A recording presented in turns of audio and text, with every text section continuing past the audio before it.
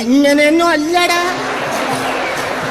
അങ്ങനെ കുറച്ചു കാലത്തെ ഇടവേളയ്ക്ക് ശേഷം ഞാൻ വീണ്ടും ജിമ്മിൽ ജോയിൻ ചെയ്തു കേട്ടോ. ശരിക്കും പറയാൻ ഒരു 5-6 മാസമായിട്ടോ സ്റ്റോപ്പ് ചെയ്തിട്ട്. തിരിച്ച് റീസ്റ്റാർട്ട് ചെയ്യാൻ വേണ്ടിട്ട് അത്യാവശ്യം നല്ല ടൈം എടുത്ത്. കാരണം ഒന്നുമില്ലടോ, മടി തന്നെ, മടി മാറി കിട്ടണ്ടേ. ഇതിപ്പോ നിർത്തിയപ്പോ നമ്മൾ എല്ലാരും കൂടി ഒരുമിച്ചായിട്ട് നിർത്തിയത്. പിന്നെ ആരും ഒന്നും ചെയ്തില്ല ഓരോരോ കാരണം കൊണ്ട്. എന്തായാലും ഇനി ഓരോരുത്തരായിട്ട് റീസ്റ്റാർട്ട് ചെയ്യാൻ പോവാണ്. തൽക്കാലം ഇന്ന് ഞങ്ങൾ 2 പേര് മാത്രമേ ഉള്ളൂ കേട്ടോ. അല്ലല്ല, ഞങ്ങൾ 3 ആൾക്കാരുണ്ട്. രണ്ടാമത്തെ ആൾ ആരാന്നല്ലേ? നമ്മളെ സ്വന്തമായിട്ടുള്ള നേതാവ് തന്നെയാണ്. മൂന്നാമത്തെ ആള് പിന്നെ എന്റെ സ്വന്തം പ്രൊഡക്റ്റ് തന്നെയാണ്.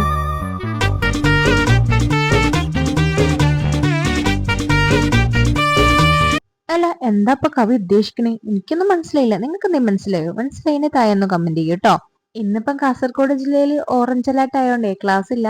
വീട്ടില് പിന്നെ നമ്മള് 2 പുത്രന്മാരെ ഒരുമിച്ചിട്ട് കഴിഞ്ഞാലേ വരുമ്പോ വീടുണ്ടാവില്ലടോ. വീട് നമ്മൾ വരുമ്പോത്തിന് ഇവര് തല തിരിച്ചിടും. ഈ ഒരു സിറ്റുവേഷൻ താങ്ങാൻ കഴിയാത്തോണ്ട് തന്നെ ഒരാളെ ഞാൻ ഇങ്ങോട്ട് കൊണ്ടുവന്നത്. എന്തായാലും അവൻ ആദ്യമായിട്ടാണ് കേട്ടോ ജിമ്മ് കാണുന്നത്. ജിമ്മ് കണ്ടപ്പൻ എന്നോട് പറഞ്ഞത് ഇഷ്ടപ്പെട്ടു, ഇനി എന്ന് ഞാൻ വരുന്നാ പറഞ്ഞത്. അതെനിക്ക് ചെറുതായിട്ടൊരു പണിയാവോന്നൊരു സംശയം എനിക്കില്ലാതില്ല.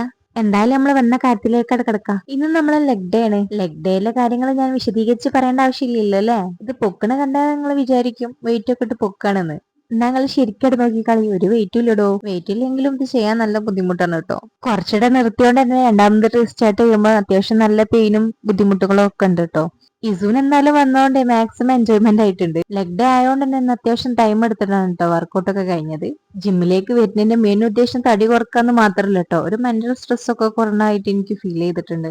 അപ്പൊ വേറെ ആർക്കെങ്കിലും അങ്ങനെ ഫീൽ ചെയ്യുന്നുണ്ടോന്നുണ്ടെങ്കിൽ ഒന്ന് താഴെ ഒന്ന് കമന്റ് ചെയ്യേ. അങ്ങനെ അന്നത്തെ കലാപരിപാടി അവസാനിച്ച് വീട്ടിലേക്ക് തിരിച്ചു പോവാണ്. ലെഗ് ഡേ കഴിഞ്ഞതിന് ശേഷം ഈ സ്റ്റെപ്പ് എങ്ങനെ ഇറങ്ങുന്നുള്ളതാണ് ഏറ്റവും വലിയ ടാസ്ക്. എന്തായാലും സൂക്ഷിച്ചും കണ്ട് ഇറങ്ങിയിട്ടില്ലേ നമ്മളെ പല്ലിന്റെ എണ്ണത്തിൽ വ്യത്യാസം വരാൻ സാധ്യതയുണ്ട്. ജിമ്മ് കഴിഞ്ഞ് നേരെ എങ്ങോട്ടാന്നല്ലേ? അതിന്റെ താഴെ പുതിയതായിട്ട് ഒരു റെസ്റ്റോറന്റ് ഓപ്പൺ ചെയ്തിട്ടുണ്ട്. അവിടെ പോയിട്ട് തണുത്തൊരു പൈനാപ്പിൾ ജ്യൂസ് കുടിക്കാം. എന്തായാലും അവർക്കൊരു കച്ചവടം ആകണ്ടേ.